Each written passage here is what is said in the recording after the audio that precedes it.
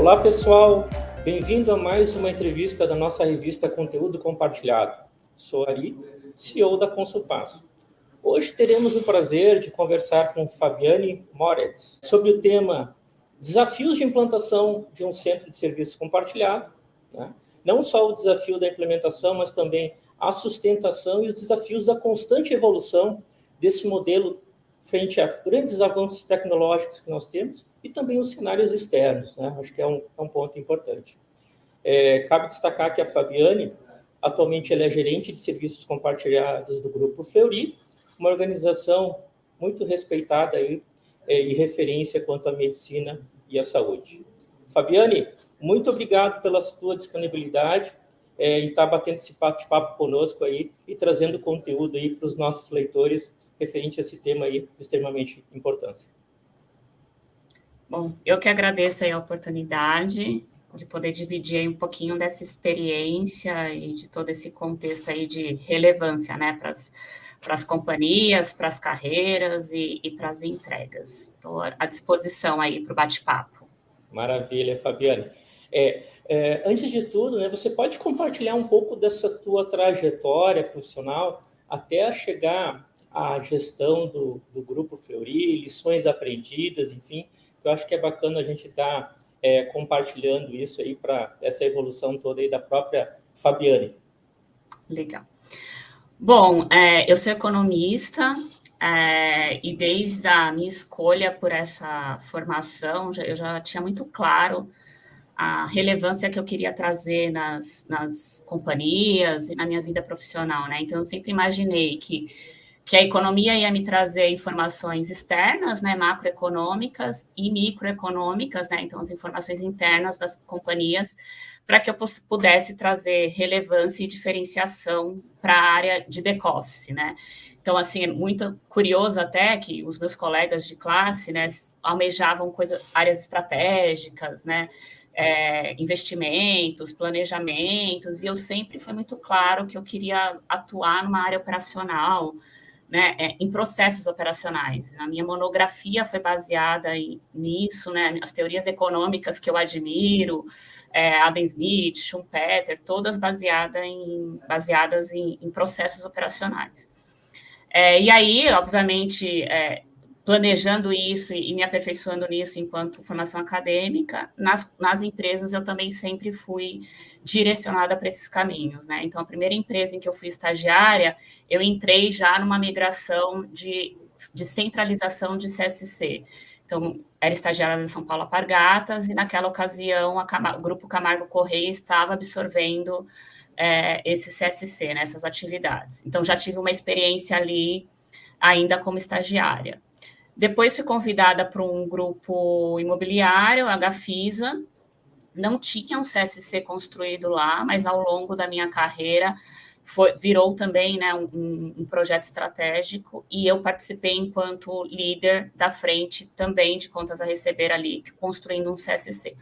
Então, desde do projeto de GMUD, né, desde o processo de engajamento ao processo de catalogação dos produtos, serviços, criação de SLAs, né?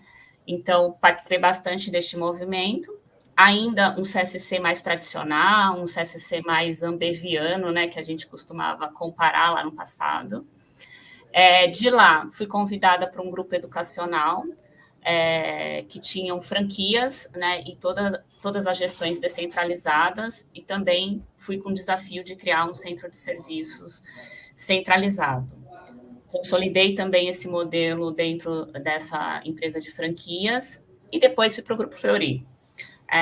O Grupo Fleury, eu estou há 6 anos, também fui contratada já, apesar de quando ter sido contratada, o modelo não ter ainda sido instituído, eu já fui contratada com esse mindset, com essa relevância, né?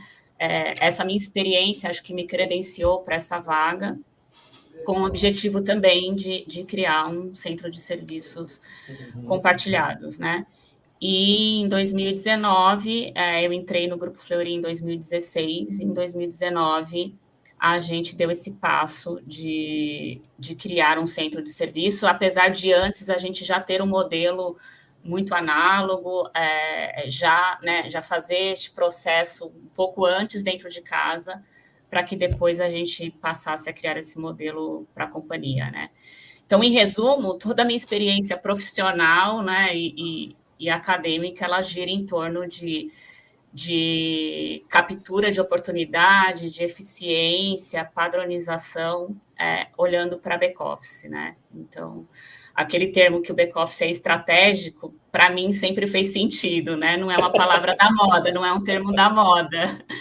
Ainda lá na minha formação, isso já tinha bastante relevância, né? Uhum, maravilha. A gente vê uma implantação do modelo, né, Fabiane, de serviços compartilhados como uma grande jornada de transformação. Na realidade, é isso, né? A gente sabe também que não é uma coisa nova, isso veio praticamente desde os anos 80, e depois veio evoluindo, chegou mais forte no Brasil em 2000, né? Onde as empresas começaram a se conscientizar que não era simplesmente atividades transacionais, né, Fabiane? Era muito mais do que isso, era a geração de riqueza de informações, né? Era ter análise de dados e um mundo aí além de preditivo, enfim, etc, etc. Além de padronização dos processos, que acho que é um grande diferencial também, né? Acho que é um ponto importante. Dentro da sua experiência, Fabiane, como que você vê as adaptações dos profissionais de CSC, né, e os próprios desafios frente a alguns cenários que a gente passou recentemente, né, que não posso deixar de estar comentando, que foi a pandemia, que foi alguma coisa que surpreendente, foi surpresa mesmo, né, de uma hora para outra. A gente sabe aí que causou alguns impactos nas pessoas, nos próprios chat services também, né? Como que você vê isso frente tanto à pandemia que passou, como esses profissionais se adaptaram, frente também a todo momento a gente ter inovação, que é o tema da moda, inovação, metaverso, né? Constantemente, e também o que a gente tem pela frente aí, alguns cenários, né? Que a gente tem cenários aí pós-eleições, enfim, que a gente tem um pouco de incertezas para o próximo ano. Eu acho, Ari, que no final a resposta ela é a mesma se eu desse há 10 anos atrás, né? Uhum. Porque a gente está falando agora de uma transformação pós-pandemia, de capturas, de digitalizações e etc. Mas lá atrás a gente também viveu mudanças do analógico, né, da nota fiscal que chegava em papel e depois começou a chegar em PDF. Uhum. Depois, na pandemia, o trabalho presencial para o trabalho remoto. Agora, toda essa tecnologia de metaverso e digitalização mais intensa ainda. Então, no fim, a gente está falando de transformação. E por isso que eu acho que o back-office ele é estratégico e ele, muitas vezes, precisa até anteceder a experiência, né, do ser humano, né? Então, assim, as próprias modalidades de pagamento, Pix, todas essas evoluções, a gente, enquanto back-office, precisa estar preparado para essas adaptações, né? E o quanto antes a gente faz isso, menos ruído, né? Menos impacto a gente vai ter. E os profissionais, eu acho que é essa a nossa fortaleza, né? É como a gente absorve as mudanças de novo, macroeconômicas e microeconômicas, e transforma isso em produtos e em experiência de uma forma mais fluida, né? Então, eu entendo que espaço a gente sempre vai ter para esses profissionais, e quanto mais esses profissionais acreditarem no valor do back-office, do que o operacional tem relevância, mais em alta a gente vai estar, né? Então, eu acho que a história só se repete. Se você olhar lá para o passado, de mudanças que aconteceram com guerras e etc., a história sempre se repete, né? A gente fica ali com uma sensação de insegurança, de, será que o meu trabalho será substituído? Será que toda essa inovação vai deixar um CSC ou este modelo obsoleto? E a gente percebe que não, né?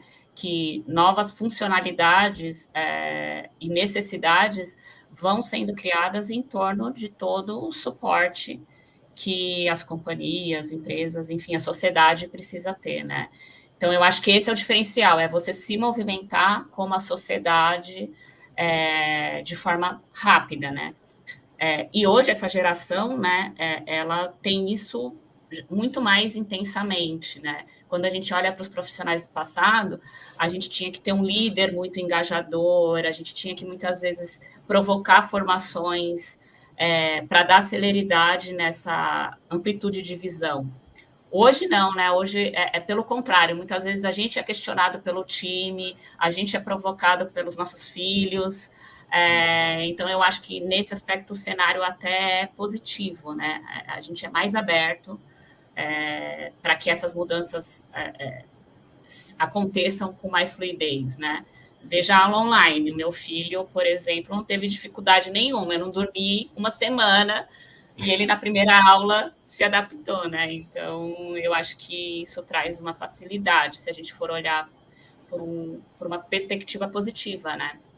Uhum. E, Fabiane, a gente sempre fala em três grandes pilares que são pessoas, processos e tecnologia, né? Então, esse desde lá a vida acadêmica, né, que a gente passou, a gente sempre fala sobre eles, a gente fala sobre o interrelacionamento em cada um deles, que qualquer mudança, modificação num desses pilares afeta provavelmente o outro pilar, todos são interligados, tendo em vista essas constantes evoluções. A gente fala muito em automação, RPA, robô, né, machine learning, enfim, IA, uma série de coisas que a gente vê movimentos constantes aí dentro dos shared services, né, para estar trazendo ganho de produtividade, eficiência nos processos. Qual é a tua recomendação quanto à condução disso, né, dentro das empresas que, de certa forma, estão já conduzindo isso ou pensam em fazer isso, frente ao universo, aí, como a gente comentou, principalmente a questão de pessoas, né? Então, assim, nós temos pessoas ainda dentro, de certa forma, do modelo de shared service, que são os pensantes, né? Sim. Eu acho que esse é um paradigma também que já se quebrou um pouco, né? Antes a gente tinha uma insegurança de que um RPA ou uma automação fosse substituir uma força de trabalho. Eu acho que, acho não, tenho certeza que ao longo aí desses últimos 5 anos que isso acontece de forma mais intensa, provou o contrário, né? Eu acho que ela é uma ferramenta para nos dar mais inteligência, para agregar mais valor ao nosso serviço, né? Então, o que não tem valor, o que é desperdício, a gente direciona para esse tipo de tecnologia.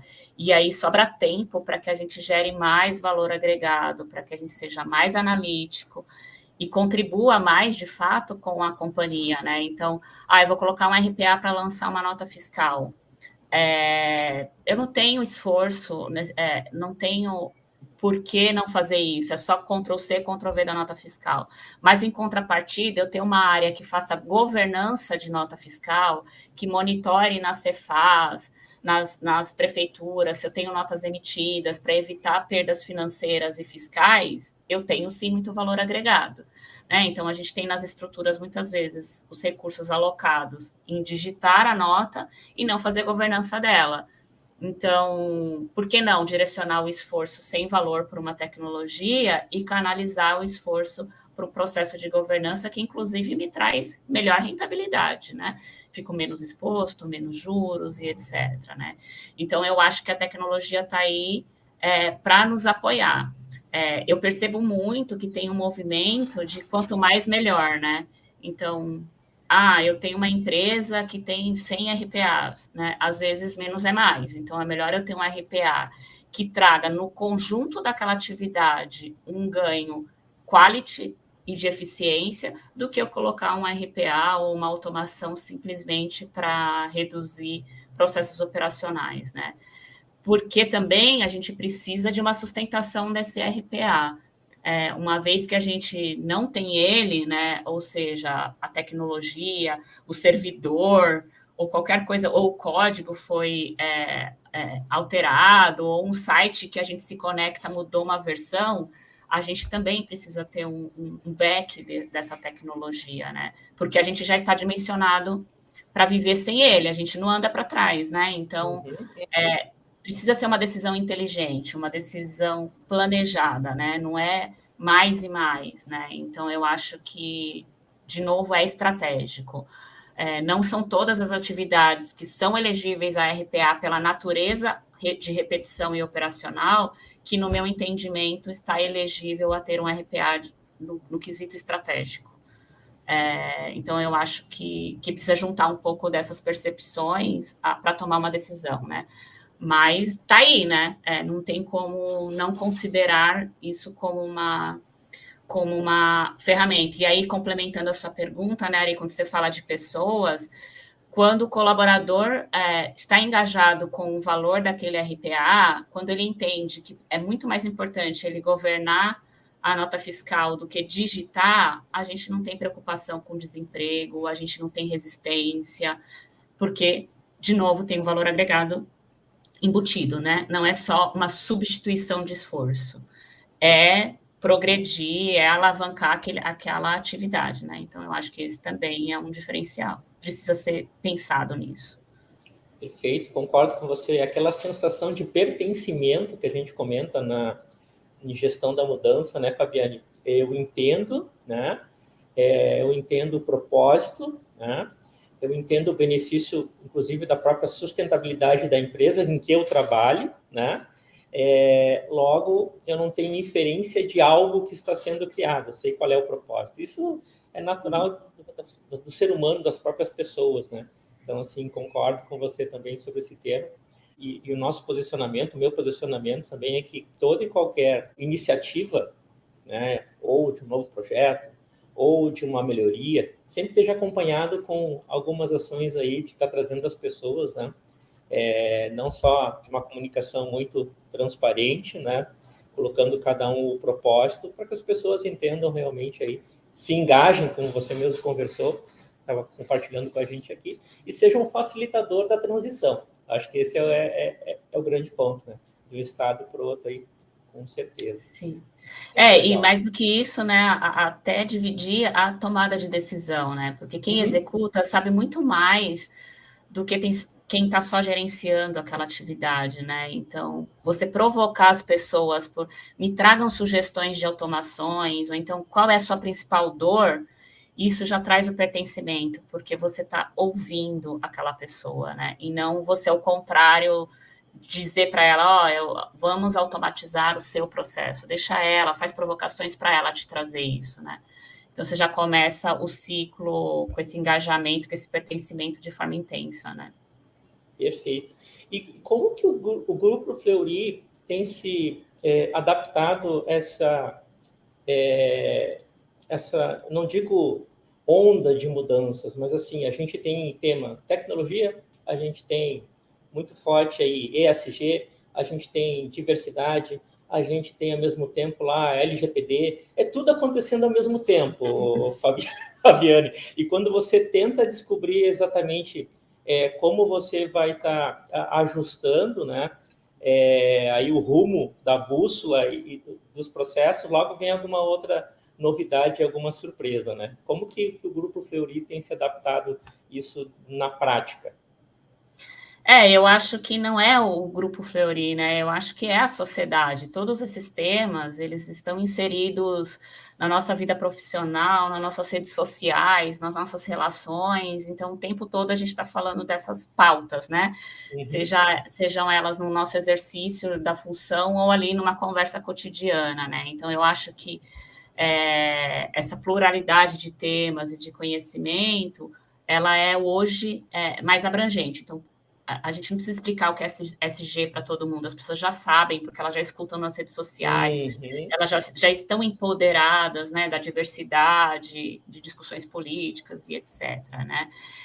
O que a gente tem feito na prática, que eu acho que é um modelo que tem se adotado, é a metodologia Agile, né? Então, assim, como que eu consigo construir, me planejar, mas ao mesmo tempo me replanejar a depender de surpresas ou de mudanças de rota. Então, a gente fica o tempo todo revisitando as estratégias, quais são as principais iniciativas, repriorizando, e tentando conectar a maior parte das pessoas daquele macro processo nessa tomada de decisão, né? Para que não seja um top-down, agora a gente mudou, desviou a rota e manda quem pode e obedece quem tem juízo, né? Não, essa metodologia companhia traz essa decisão em conjunta, né? Então, está todo mundo ali decidindo, de fato, qual é a prioridade, quais são os temas que vão passar na frente. Acho que esse tem sido um modelo mais comum e, na minha percepção, tem funcionado. Muitas vezes traz uma frustração de um tema ou outro, né, ir para o final da fila, mas, de novo, é a sociedade que está ditando isso, né? Nem são mais as companhias. É de fato um movimento orgânico, né? É o que é. É o que é. Quem viveu um pouco mais no passado lembra dos planejamentos a longo prazo que existiam nas empresas, né? Há 5, 10, 15 anos, e hoje, como isso agora está muito rápido, né? Então, aquele projeto que tinha um escopo e que você não muda, né? Para mudar o escopo, você tem que contratar um novo projeto, né? Exatamente. Isso não funciona mais. Exatamente isso. Então, hoje a gente acompanha aí outros clientes também, outros projetos, outras empresas, e a gente sabe que a ação de correção de curso acontece a todo momento. Não, isso era até 15 minutos atrás, né? A gente tem que... o dinamismo das coisas está muito rápido, é muito dinâmico, com a velocidade de tudo que a gente comentou, da informação, da tecnologia, esse mundo VUCA, MUVUCA, enfim, que a gente tem aí fora, né, Fabiano? Acho que isso é legal também. Falando um pouco lá do passado, a gente falou de pandemia, guerra da Ucrânia, que a gente sabe que está acontecendo isso impactou um pouco aí as rotinas, o próprio Grupo Fleury teve que se adaptar, o Chat serve para esses novos eventos, assim, pode compartilhar com a gente alguns pontos sobre isso? Não, sem dúvida, né? Eu acho que, com certeza, de forma muito intensa, por ser uma companhia do segmento da saúde, né? Então, existe uma responsabilidade, um cuidado ali com a questão da saúde, mas, de qualquer forma, qualquer outra companhia também teria passado por transformações, né? Hoje, no Centro de Serviços Compartilhados, a gente rompeu grandes paradigmas, né? Como, por exemplo, o trabalho remoto. Hoje, mais de 50% do time tem o seu modelo de trabalho home office, e o que não está home office é porque tem uma necessidade física mesmo, né? Então, a gente tem modelos, por exemplo, de faturamento de operadoras que ainda requer o pedido físico, então isso requer, né, um time local. Mas isso foi uma grande transformação, que nos trouxe também um ganho de eficiência de grande relevância, né?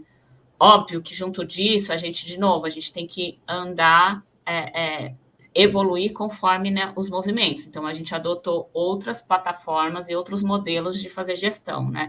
De monitoramento, de captura de ociosidade, tudo isso também transforma a forma como você gerencia o seu time. Não é mais passando no corredor e vendo se ela está na internet, se a pessoa está na internet, né?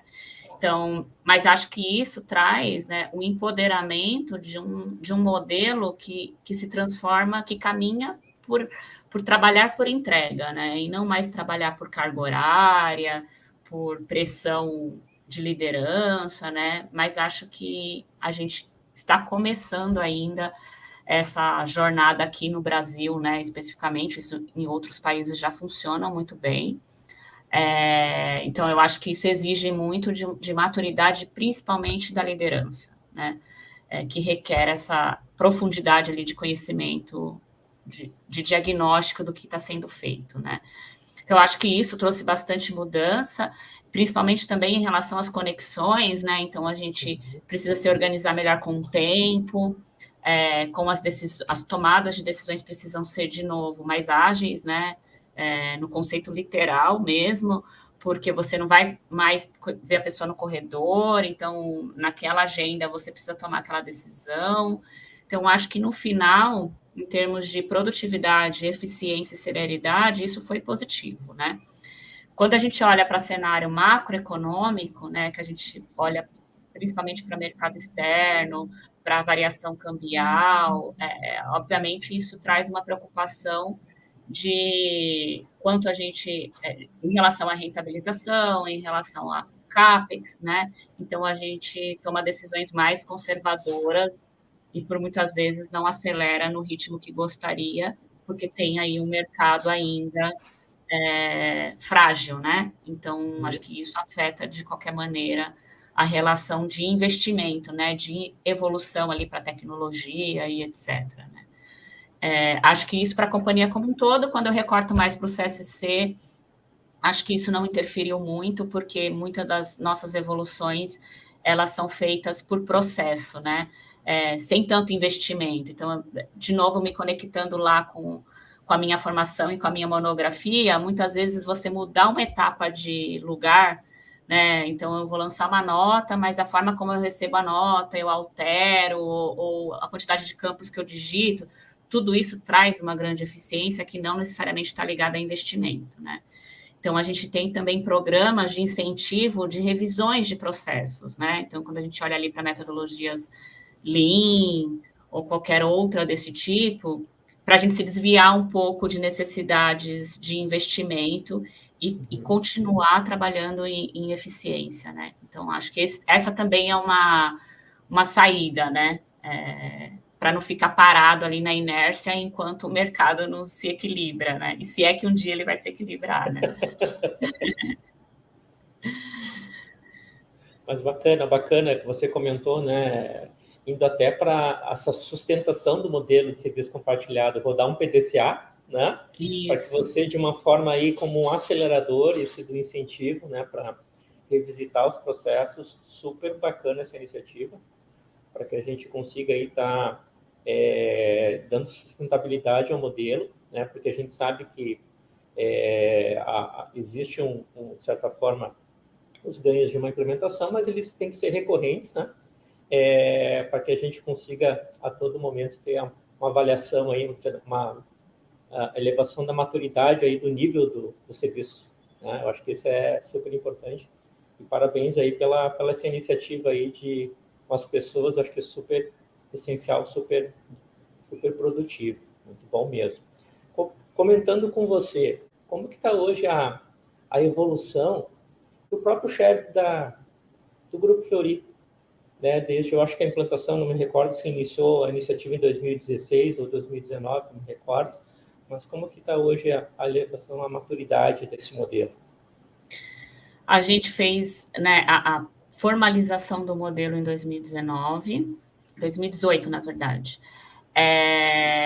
E desde então, a gente tem trazido muita relevância para o grupo, né? Então, acho que foi um modelo de provar para crer mesmo, né? Então, a gente começou com um modelo mais conservador ali, mais padrão, com escopos, né, que são mais comuns, como contas a pagar, faturamento, mas também eu acho que uma estratégia de muito valor e diferenciada é que a gente começou a olhar para o core da companhia para essa visão de back-office, né?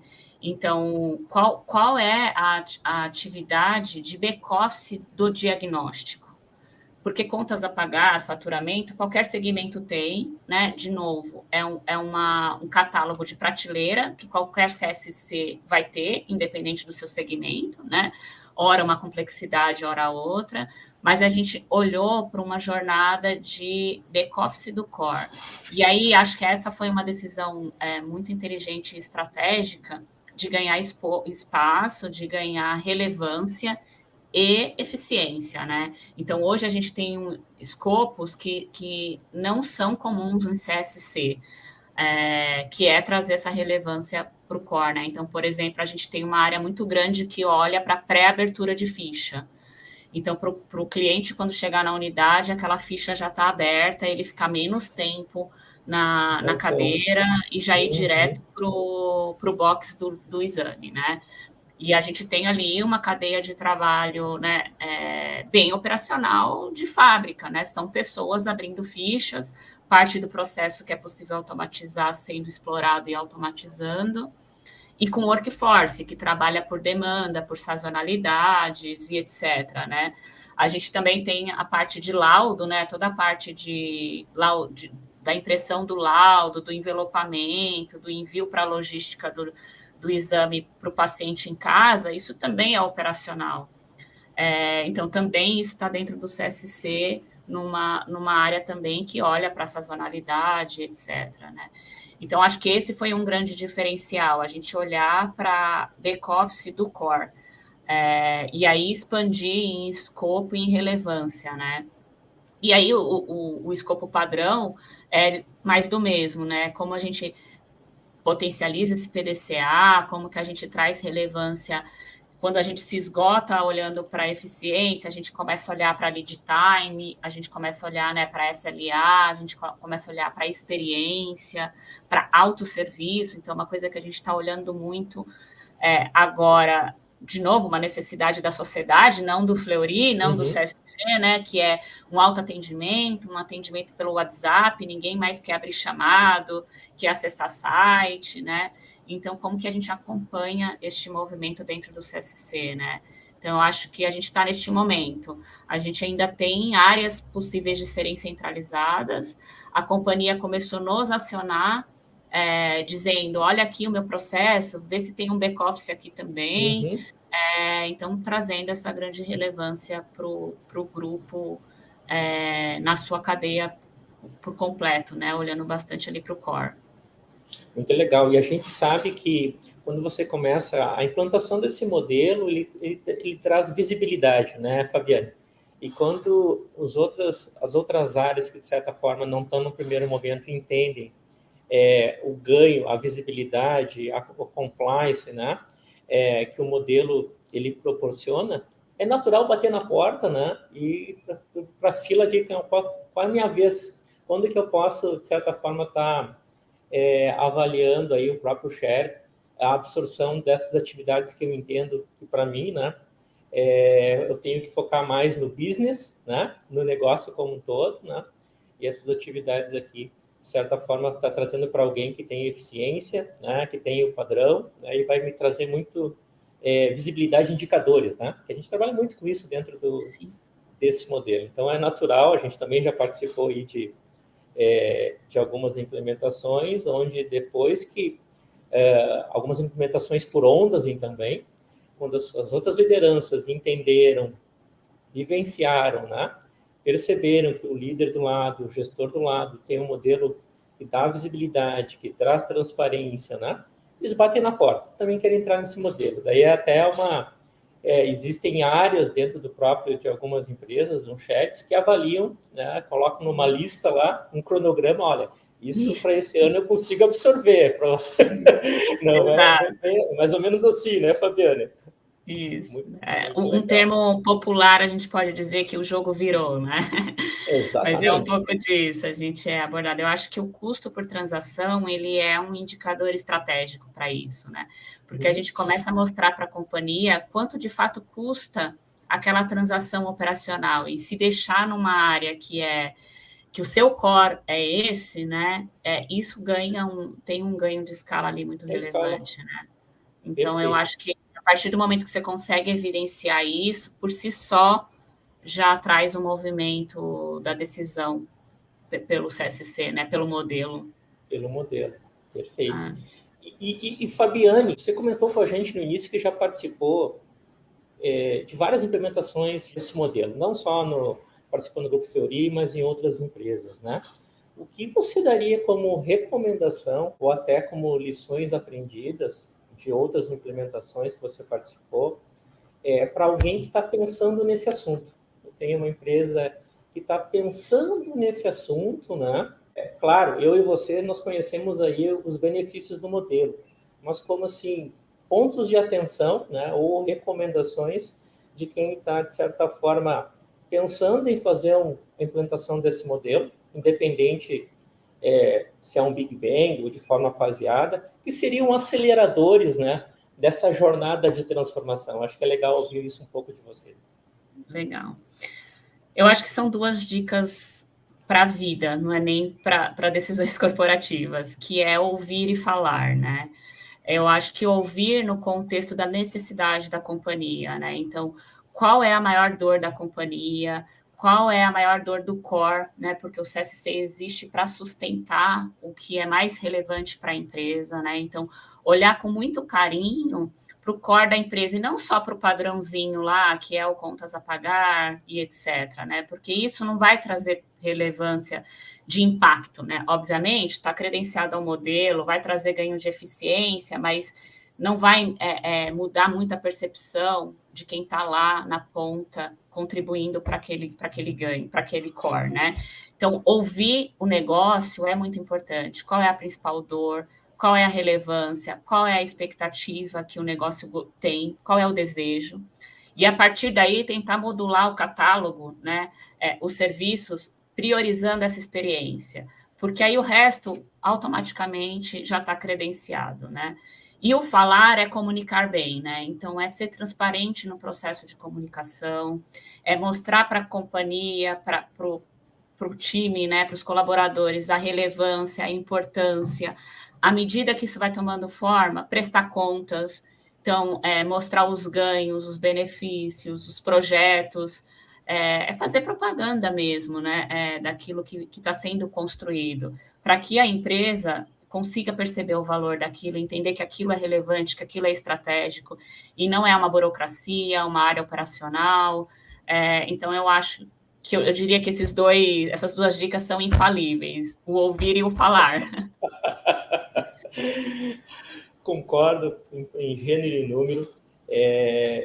O nosso tempo está acabando da entrevista. Fabiana, a gente poderia ficar aqui falando sobre esse tema que nos empolga, né, a todo momento, não só você, como a Consulpas também, que é um tema que, como a gente comentou, ele vem já há um bom tempo e a gente está evoluindo ele a cada ano que passa, né, que é esse modelo aí que agrega valor ao business, ao negócio das organizações.